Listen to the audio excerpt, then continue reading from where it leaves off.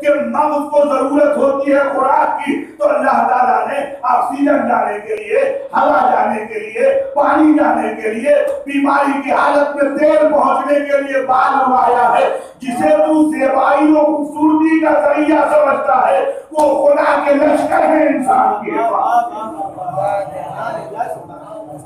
اور اللہ تعالیٰ نے جو ثروتیں بنائی ہے وہ اس لیے بنائی ہے کہ اگر یہ ثروتیں نہ ہوتی تو سارا پسینہ، سارا عرق انسان کے سر سے ہو کے انسان کی آنکھوں میں جاتا۔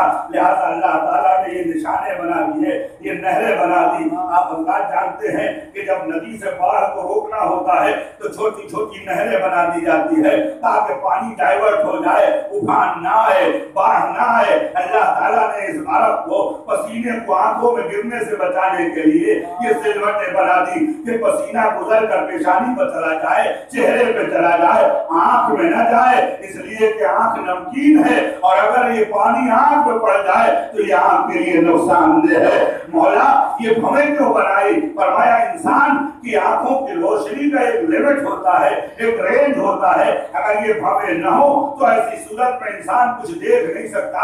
کیسے؟ جب تو سورج کی جانب دیکھتا ہے یا تیرے چہرے پر روشنی پڑتی ہے تو فوراً ہاتھ یہاں آتا ہے، ہاتھ یہاں اس لیے آتا ہے تاکہ روشنی کو روک سکے۔ خدا نے ان بھووں کو اس لیے بنایا ہے کہ پہلے نور اور روشنی یہاں آئے، پروجیکٹ ہو کے ضرورت کے مطابق آنکھوں تک جائے، اور جس کی ضرورت نہیں ہے وہ پھیل جائے۔ اس کے بعد کا مولا ناکوں کے سوراخ کو اوپر کیوں نہیں بنایا؟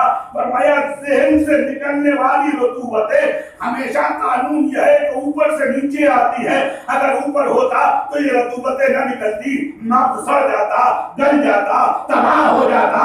لہذا اللہ تعالیٰ نے یہ رطوبتیں نیچے رکھی ہے۔ مولا یہ نالی کیوں بنائی ہے؟ فرمایا لبوں سے گزر کے منہ میں جاتی، غلالت ہوتی، گندگی ہوتی، اللہ نے یہ نالی اس لیے بنا دی کہ ناک یہاں پہ رک جائے، منہ کی قداست رہ جائے، چہرے کی زیبائی باقی رہ جائے۔ سلام پڑھ جائے اور سلام پڑھ جائے۔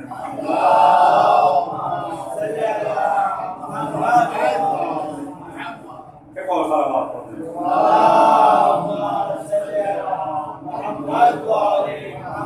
اس کے بعد مولا سے پوچھا، مولا نے فرمایا اللہ تعالیٰ نے انسان کو کچھ چیزیں عنایت کی ہیں۔ انسان کے پورے بدن میں بال ہے لیکن ہتھیلی میں بال نہیں ہے، اس لیے کہ اللہ نے انسان کے ہاتھوں کو ایک میکزم دیا ہے، ایک سسٹم دیا ہے۔ وہ سسٹم کیا ہے کہ چھونے سے اس کو اندازہ ہوتا ہے کہ ٹچ سسٹم جسے دیا ہے اللہ نے، چھونے سے معلوم ہوتا ہے کہ شے گرم ہے یا سرد ہے، گرم ہے یا سرد ہے، سخت ہے یا نرم ہے۔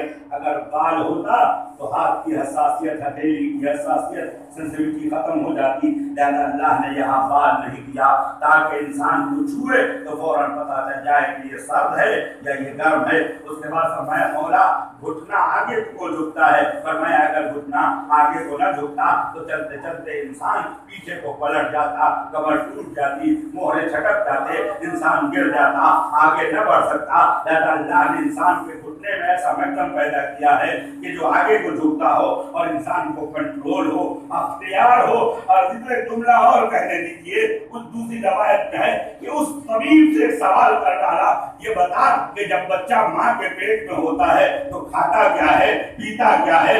امام علیہ السلام کے سوال کا جواب اس کے پاس نہیں تھا۔ امام نے فرمایا سن، جب بچہ ماں کے پیٹ میں ہوتا ہے تو وہ خون جو ماں کے وجود سے باہر آتا ہے اللہ اسے روک دیتا ہے، ناف کے ذریعے سے وہ خون انسان کے معدے میں جاتا ہے۔ اس کے بعد امام نے فرمایا یہ اللہ کی کرامت ہے انسان کے ساتھ کہ انسان کو غذا دیا جس خون کے ذریعے سے، لیکن ناف کے ذریعے سے منہ کو پاک رکھا۔ چونکہ اس قرآن پڑھنا ہے، اللہ کا نام لینا ہے، اہل بیت اور عظمتوں کو پکارنا ہے، انسان کی عظمت کو سمجھنے کے لیے نہ کسی ڈاکٹر کی ضرورت ہے نہ کسی طبیب کی ضرورت ہے، بس ضرورت ہے آل محمد کے دروازے پہ آ جانے کی۔ وہ بتائیں گے انسان کسے کہتے ہیں، حیوان کسے کہتے ہیں، ایک لوگ پڑھتے ہیں